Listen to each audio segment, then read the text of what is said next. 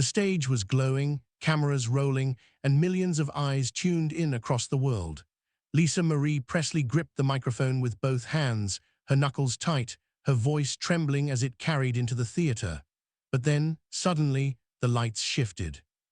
Behind her, a giant projection rose into view. It was him, Elvis, the king, her father. For a moment, time stopped. The crowd gasped, some clapped wildly, others sat frozen in disbelief. A man who had been gone for decades now loomed behind his daughter, larger than life, as though summoned back from the grave to share this stage with her. But Lisa didn't turn. She kept her eyes fixed ahead, refusing to glance over her shoulder, as if even one look would break her.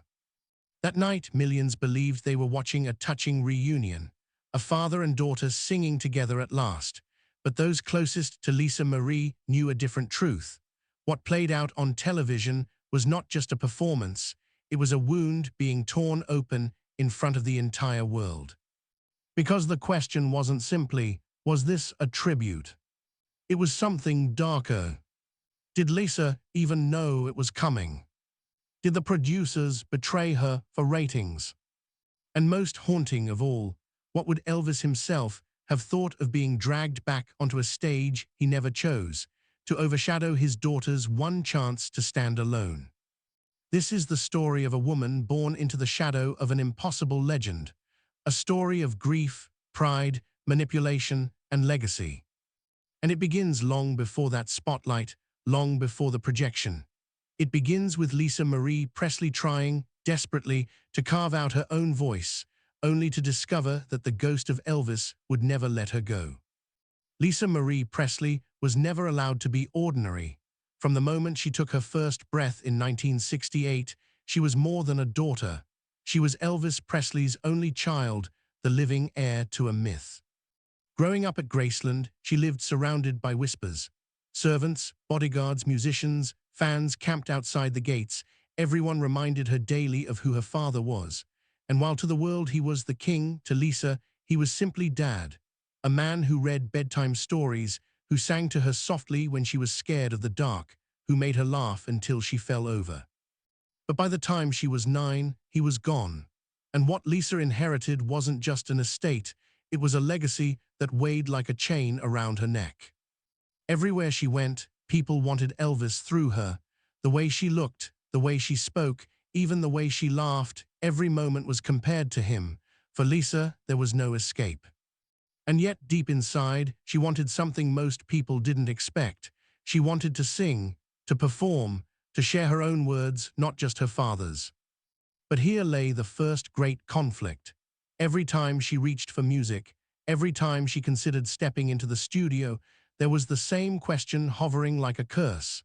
Is this Lisa Marie's music, or just another reflection of Elvis? For years she resisted. She married young, she built her own life, she raised her children, but the pull of music wouldn't let go. By the late 1990s, she began writing songs privately, dark songs, honest songs, lyrics about pain, addiction, betrayal, songs drawn from her own life, not her father's. And when she finally stepped into the public eye as a musician, she made one thing clear: she didn't want shortcuts, she didn't want to ride his coattails, she wanted to earn it. But Hollywood, New York, the industry, they didn't care. To them, she was the daughter of Elvis Presley, and that name was both her blessing and her curse. Because no matter what she did, Elvis was never far behind. This brings us to the night of the televised performance. It was pitched as a tribute special, something that would celebrate the king of rock and roll, while giving Lisa Marie her chance to show the world she was more than a famous last name. For her, it was terrifying but thrilling, an opportunity, a chance to prove she belonged on that stage. But behind closed doors, producers had been whispering. They weren't satisfied with just Lisa. They wanted something bigger, something that would make headlines, something unforgettable. And so, quietly, without her full understanding of what it would mean, the plan was hatched. Elvis would return. Not in flesh and blood, but in projection. A massive image of him, taken from archival performance footage, would be synced and spliced to appear as though he was singing directly beside her. Father and daughter, the king and his heir. But here, the question that keeps fans divided to this day: did Lisa Marie agree to it? Or was she blindsided on stage, forced to perform through shock, anger, and heartbreak? In some accounts, she was told in advance. In others, the detail was kept vague, hidden under the promise of a special tribute.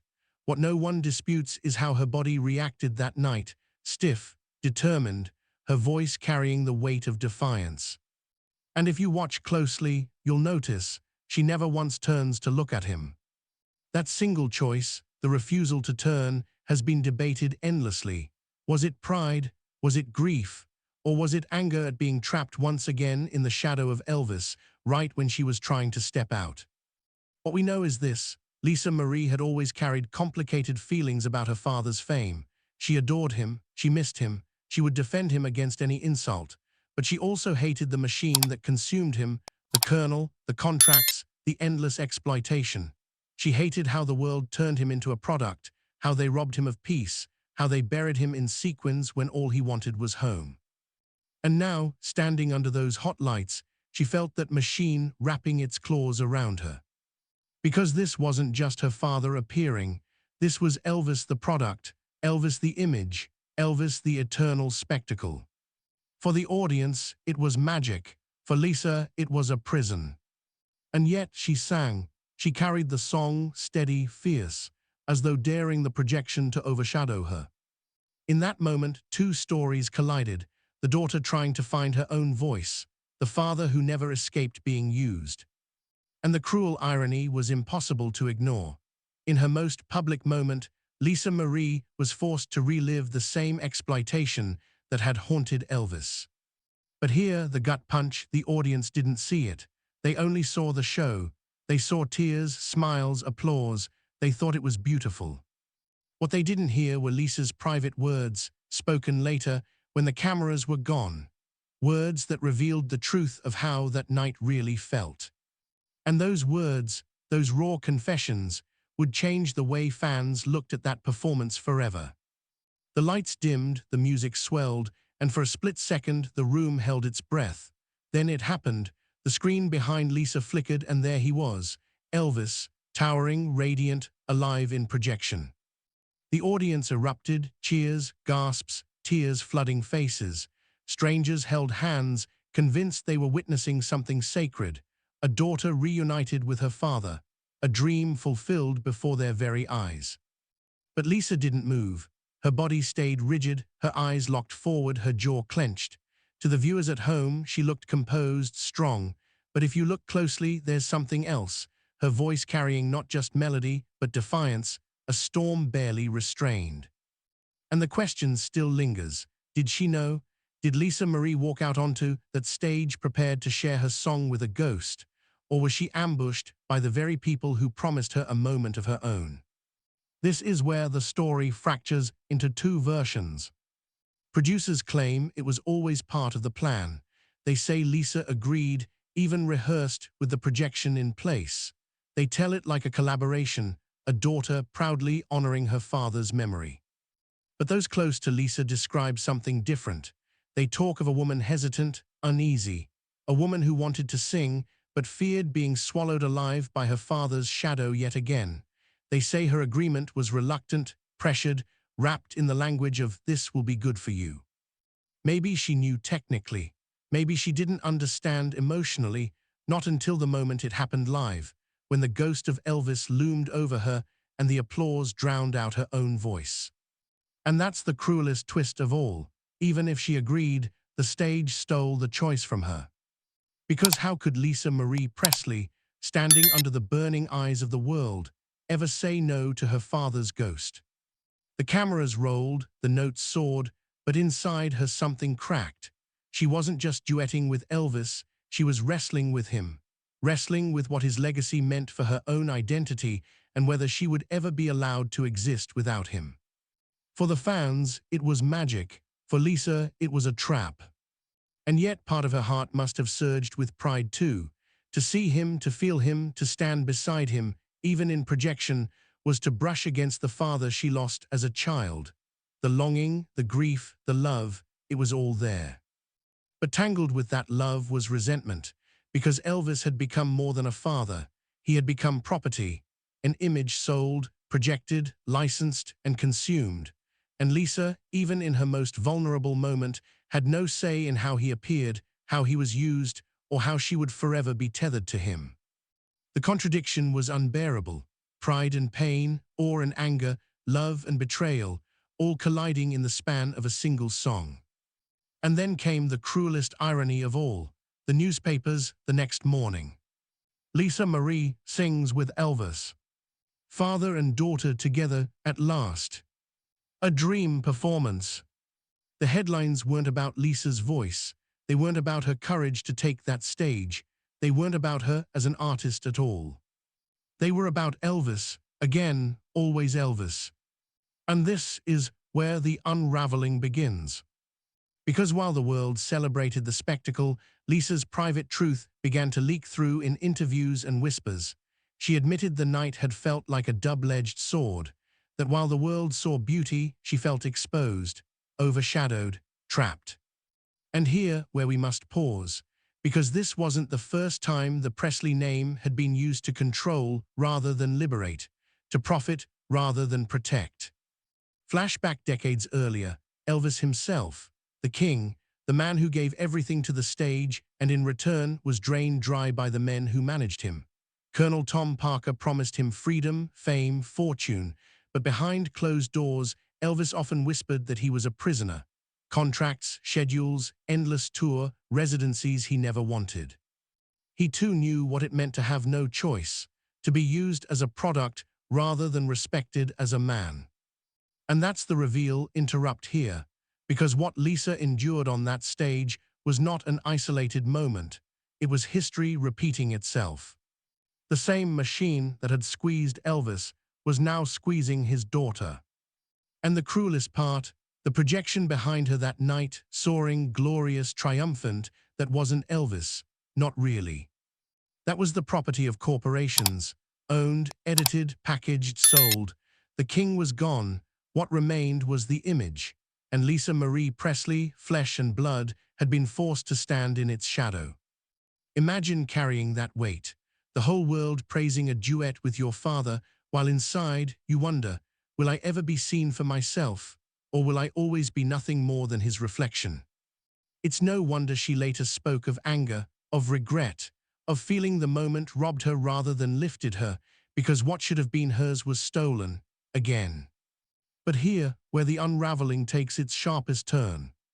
Because even as Lisa privately bristled, fans clung tighter. They loved the performance. They rewatched it, shared it, replayed it. They saw it as proof Elvis was still alive in spirit and that his daughter had honored him. For them, it was healing. For Lisa, it was haunting. And so a chasm opened between public adoration and private torment. And in that space, the question looms, what did Elvis himself want? Would he have smiled at the sight of his daughter singing with him, or would he have recoiled, furious, that the machine he hated in life had now captured her too? We can't know for certain, but there are whispers, friends of Elvis who said he dreamed of Lisa living free, carving her own path, that he wanted her to be happy, not shackled by the myth of his crown. And that brings us back to that night, to the way she never turned her head. That wasn't just defiance, it was survival. Because if she looked back, if she let herself truly see him towering there, she might have broken, she might have lost herself completely. So she sang forward, always forward, even as the past loomed larger than life behind her. And here's the final cruel beat of Section 2. What was meant to be Lisa Marie's chance to shine became something else entirely. A global spectacle that cemented not her identity, but her father's. A performance that the world still calls one of Elvis's greatest tributes, while forgetting it was supposed to be hers. And when Lisa finally spoke of it, her words cut deeper than any song. She confessed that night didn't feel like a reunion. It felt like theft. But what she said next would change everything we thought we knew about the Presley family. The morning after the broadcast, Lisa Marie Presley's name was everywhere, but not for the reasons she had hoped. Newspapers ran the same headline, Lisa Marie sings with Elvis. Television anchors replayed the clip on loop, marveling at the technology, the spectacle, the magic. Talk shows described it as a dream come true. Fans flooded hotlines and message boards to gush about the miracle of seeing father and daughter together at last. But buried beneath all the applause was something almost invisible, Lisa herself. Her artistry, her courage, her voice, it was swallowed whole by the shadow of her father. And Lisa noticed. When asked about the performance in interviews, she didn't glow. She didn't talk about joy or pride. Instead, she confessed the truth that millions of viewers had missed. That for her, the moment was complicated, painful. She admitted it didn't feel like a duet. It felt like a theft. Those words shocked fans who wanted to believe they had witnessed a beautiful reunion. But Lisa wasn't attacking Elvis. She wasn't rejecting her father. She was speaking to something deeper, the machine that had once consumed him, now consuming her. Because for Lisa, the projection wasn't Elvis, not the father she knew, not the man who tucked her into bed or held her hand as a little girl. That glowing image was a product, a hologram of ownership, a reminder that her father's face, his voice, his very being had been turned into property and that she was trapped beneath it. And in private, the weight was unbearable. Those close to her described long nights of turmoil after the broadcast. She would talk about the impossible position she had been put in. If she refused to perform with her father's image, she would be seen as ungrateful, even cruel. But if she went along with it, she risked being erased as an artist in her own right. There was no winning. And that's what gnawed at her. The performance that was meant to launch her career instead bound her tighter to her father's ghost. The fallout reached even further. Behind the scenes, critics in the music industry whispered the same thing. Lisa Marie would never escape him. She'll never be just Lisa, one producer remarked. She'll always be Elvis's daughter. Those words cut deeper than any review, because Lisa had tried, with every ounce of strength, to carve a space for herself. And now, in one televised moment, the walls closed in again. But here, where the story twists. Because while Lisa was hurting, the fans kept pushing. They demanded more duets, more projections, more resurrections. To them, it wasn't exploitation, it was resurrection, communion, love. And the clash between Lisa's truth and the fans' fantasy grew louder with every passing week. Then came the second blow. In a later interview, Lisa revealed what no one expected. She admitted that watching herself sing beside her father's ghost didn't just feel uncomfortable, it felt like a loss. She said it was as if the performance reminded her not of his presence, but of his absence, that what millions saw as reunion, she experienced as grief. That revelation reframed everything. What viewers thought was joy was actually pain. What they believed was healing was in truth a reopening of wounds. It forced fans to confront an unsettling question: had they cheered at her heartbreak? And yet Lisa's honesty only deepened the conflict. Some sympathized, saying she was brave to admit the truth. Others turned against her, accusing her of disrespecting Elvis, of biting the hand that fed her fame. The very performance that was supposed to unite people around the Presley legacy had instead divided them. And through it all, Lisa carried the torment quietly. Here, where the story takes its second unexpected turn. Because while Lisa's words revealed her pain, they also revealed her strength. She refused to pretend. She refused to smile and sell a fantasy she didn't believe in. She spoke the truth, even when it cost her. That defiance wasn't just rebellion, it was survival. In those moments, Lisa was echoing her father in ways most people didn't notice. Elvis, too, had longed for honesty. He had hated the glitter, the costumes, the endless exploitation. What he wanted was to sing the songs he loved, to connect with people as himself, not as a brand. And just as Elvis once whispered his frustration in private, Lisa now shouted hers in public. The fallout forced fans to see the Presley family in a new light. No longer just icons, but people. People caught in an endless tug-of-war between love and exploitation, tribute and control. And then came the impossible choice. Because Lisa now had to decide, would she embrace the Presley machine that had overshadowed her all her life, playing the dutiful daughter, the Princess of Graceland, or would she continue to resist, even if it meant alienating fans who worshipped her father? Neither path was easy. Embracing the machine meant losing herself. Resisting it meant losing the audience. What would you have done? That question still haunts her legacy. And maybe that's why she refused to turn her head that night, why she sang forward, never back, because in her heart she knew that looking at Elvis's ghost, even for a moment, would trap her in a cycle she could never escape. The public wanted magic, Lisa wanted freedom. And in that collision, everything unraveled. But the story doesn't end there, because what happened after the way this moment echoed across years, shaping Lisa's choices, shaping even the future of Elvis's legacy, would reveal a twist no one saw coming. A twist that proves this wasn't just a story about one performance. It was a story about inheritance, about ghosts, about the impossible weight of being Presley. And the last chapter, it's not about Lisa at all. It's about what this moment says about us, our hunger for legends, our blindness to the pain of those who carry them.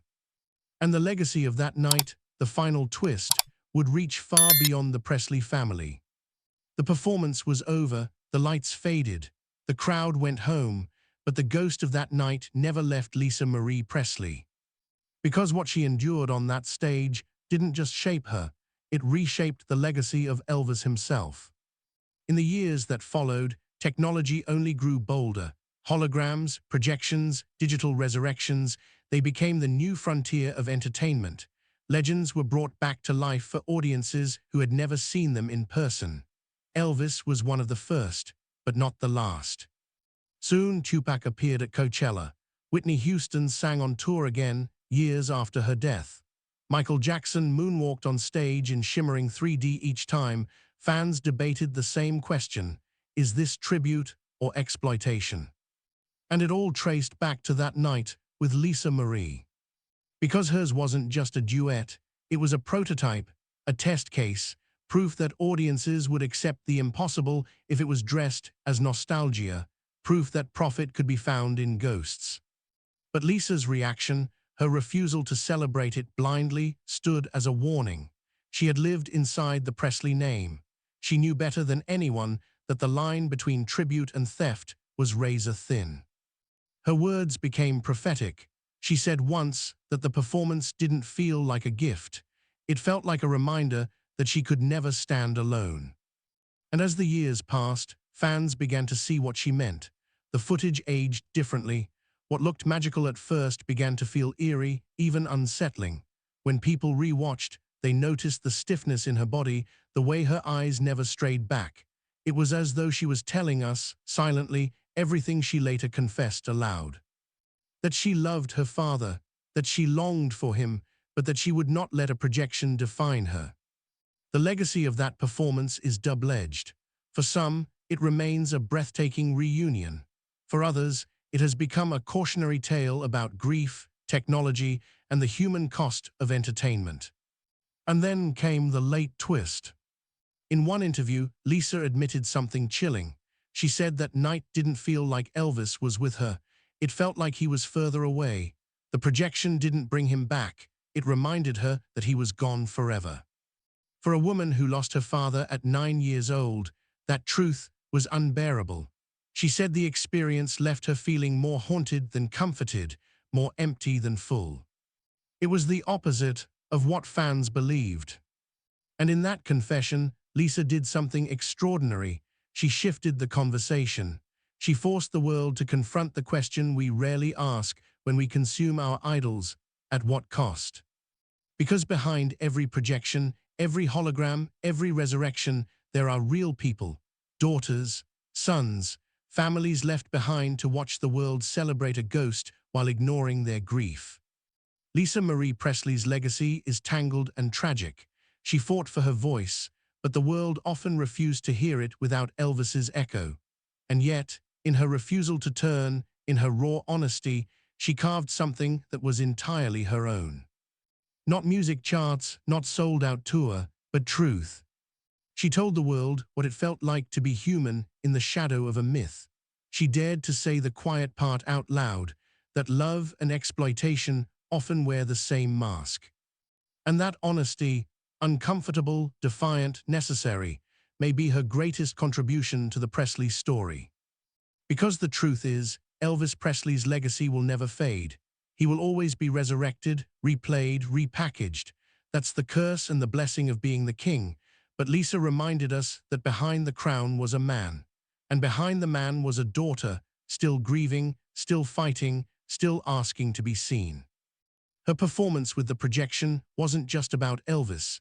It was about the burden of inheritance, about the way the living carry the weight of the dead, about how we, as fans, often forget the humanity of those left behind when we chase the illusion of bringing our heroes back. And here's the final callback, the image of Lisa standing there, refusing to turn. That wasn't weakness, that wasn't anger, that was her message. A silent cry to the world, I am here, I am not just his daughter, I am not just an echo, see me. Some heard it, many didn't. But history will. And so the legacy of that night endures, not as a simple tribute, but as a mirror that forces us to ask ourselves why we cling so hard to the dead and what we take from the living when we do. Because maybe the question isn't whether Lisa honored her father, maybe the question is whether we honored her. And if Elvis himself had been able to watch that night, would he have smiled at the sight of his daughter beside him? Or would he have broken down, furious, that the same machine that stole his freedom had now stolen hers? That's the last twist, we'll never know. But one thing is certain, Lisa's refusal to look back wasn't just about that moment. It was about all of us. It was her way of saying, the past is already written, the future is mine if you'll let me have it. Lisa Marie's haunting duet with her father still divides the world. Some see a gift, others see a wound. But when you strip away the spectacle, you're left with a question only you can answer. Was it a tribute of love or a theft of her identity? If Elvis had lived to see that night, would he have stood beside her or shielded her from it? Tell me what you believe. I read every word.